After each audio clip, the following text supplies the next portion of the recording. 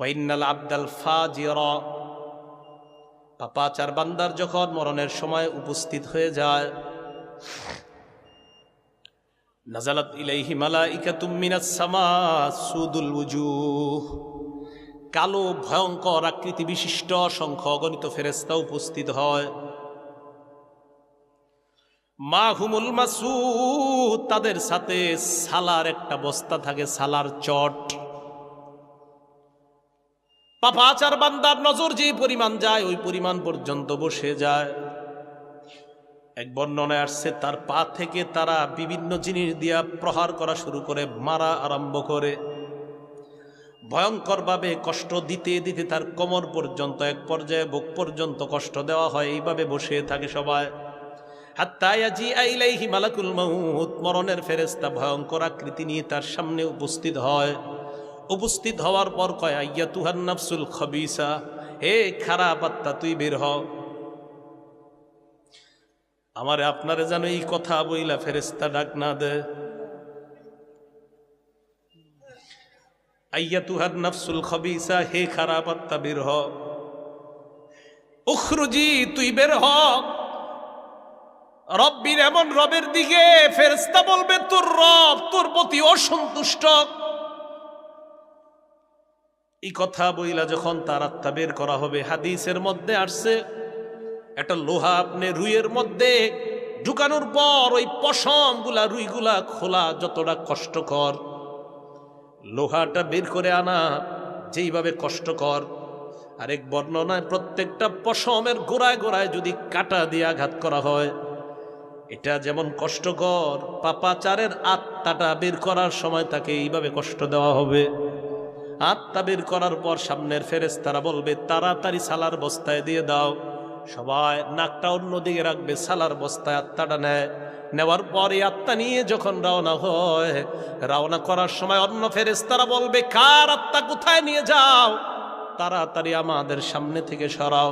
কেন, তোমরা কিভাবে বুঝতে পারলা? কয় এটার মতো দুর্গন্ধ আমরা আমাদের জীবনে কখনো এমন দুর্গন্ধ পাই নাই। আরে কার জানি এমন হয়ে যায়। এই আত্মা ফেরেশতারা বলবে না, এই দুর্গন্ধ সইতে পারি না, সরাও। আত্মা নিয়ে যখন প্রথম আসমানে যায়, যাওয়ার পর ফেরেশতারা যখন প্রথম আসমানের দরজা খুলবে, ওই মুহূর্তে আল্লাহ বলবে ফেরেশতাদের দল, এই বান্দার আত্মা আসমানে উঠানোর কোনো প্রয়োজন নাই। উক্তুবু কিতাব আবদি ফি সিজ্জিন, আমার বান্দার আমল নামা সিজ্জিন নামক ভয়ঙ্কর জেলখানার মধ্যে লেখা দাও। আমরা তার দেহটাকে কবরের মধ্যে দাফন করলাম। কবরে দাফন করার পর তার আত্মা যখন তার দেহের মধ্যে ঢুকিয়ে দেওয়া হবে, ফায়াতিয়ানিহি মালাকান, দুইজন ফেরেশতা ভয়ঙ্কর আকৃতি নিয়ে আসবে।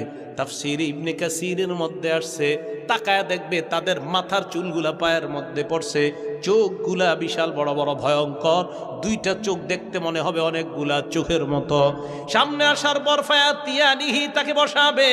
বসানোর পর ওই ব্যক্তি দেখাই অবস্থা খারাপ। ফেরেশতারা তার দিকে তাকায় বলবে মার রব্বুকা, তোমার রবকে জবাব দাও। পাপাচার বান্দা বলবে হা হা লা আদরি, আমার জানা নাই।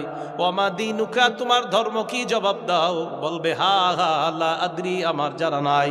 ওমান হাদার রাজুলুল্লাযী বুইসা ফীকুম, এই মানুষটাকে চেনো, জবাব দিবে আমার জানা নাই।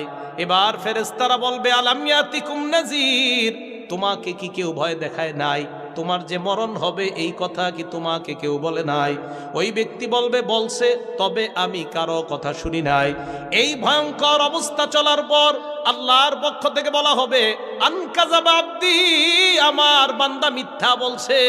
আর বান্দাকে প্রশ্ন করার কোনো প্রয়োজন নাই। পীরপুরের মানুষ, আপনাদের পায়ে ধরে বলি, আমি নিজেই টেনশন, আল্লাহ যেন আমার আপনার ব্যাপারে এটা না বলে আমার বান্দা মিথ্যুক, এই কথা যেন আমাকে আপনাকে আল্লাহ না বলে, আমার বান্দা মিথ্যা কথা কয়। ফেরেশতাদেরকে বলবে আফরিশুহু মিনান নার, তার কবরের মধ্যে জাহান্নামের বিছানা বিছায়া দাও। ওয়ালবিসুহু মিনান নার, তার শরীরে জাহান্নামের পোশাক পরায়া দাও। কোরআনে আল্লাহ কয় লাহুম মিন জাহান্নামা মিহাদ ওয়া মিন ফাওকিহিম গাওয়াশ। নিচে তাকায়া দেখবে আগুন আর আগুন, উপরে তাকায়া দেখবে কবরের ছাদটাও আগুন আর আগুন। বেনামাজি যদি হয়, হাদিসের মধ্যে আসছে কবরে রাখার পর দুই পাশ থেকে কবর এমন ভাবে চাপ দিবে হাত্তা তাখতালিফা আযলাউহু, তার দুই পাশের হাড্ডিগুলো একটা আর একটার মধ্যে ঢুকে যাবে। কর্মর করে আওয়াজ হবে যারা নামাজ ছেড়ে দেয়। কত মাহফিল জীবনে শুনলেন, 500-1000 মাহফিলে গেছে আবার মানুষ পাওয়া যাবে, 200-300 মাহফিলে যায় মানুষ পাওয়া যাবে, কিন্তু 5 ওয়াক্ত নামাজ ওই মানুষটাও এখনো ধরে নাই। আল্লাহর নবী বলেন বেনামাজি যদি হয় ওই ব্যক্তিটা, তার কবরের মধ্যে ইউকাদু আলাইহি নার, ভয়ঙ্কর আগুন জ্বালায়া দেওয়া হবে। ওয়া ইউসাল্লাতু আলাইহি ফিল কবরি সুবান, কবরের মধ্যে বিশাল বড় একটা সাপ দেওয়া হবে। সাপটা কেমন? আইনাহু মিনান নার, নবী বলেন সাপের চোখ হবে আগুনের চোখ। ও আসফারুহু মিন হাদিদ, সাপের নখ হবে লোহার। কত বড় সাপটা! নখের এক পাশ থেকে আরেক পাশে হাইটা যাবেন, একদিন সময় লাগবে। কামড় দিবে আপনাকে, কামড় দেওয়ার পর ইয়াগুসু সাবঈনা খরিফা, নিচেই যাবেন খালি, আবার উঠবেন, আবার কামড় দিবে। সাপ আপনার সাথে কথা বলবে আর বলবে আমার অনি রব্বি, আল্লাহ আমাকে আদেশ করেছেন কি তোমাকে দংশন করার জন্য। ফজর না পড়ার কারণে জোহর পর্যন্ত যেন তোমারে কামড়ায়, জোহর না পড়ার কারণে আসর পর্যন্ত যেন তোমাকে কামড়ায়, আসর না পড়ার কারণে মাগরিব পর্যন্ত যেন তোমাকে কামড়ায়, মাগরিব না পড়ার কারণে এশা পর্যন্ত যেন তোমাকে কামড়ায়। নবী বলেন মুআদ্দাবান ইলা ইয়াউমিল কিয়ামা, কিয়ামত পর্যন্ত আপনার এই অবস্থা চলতে থাকবে। অবস্থা ভয়ঙ্কর। হুশ তো এই ব্যক্তিকে কবরে রাইখা ফেরেশতা তো চলে যাবে, যাওয়ার পর ওই ব্যক্তির আরেকটা অবস্থা শুনেন, হঠাৎ তাকায় দেখবে পাশে একজন লোহার ডান্ডা নিয়ে দাঁড়ায় রয়েছে। লোহার ডান্ডা, লোহা।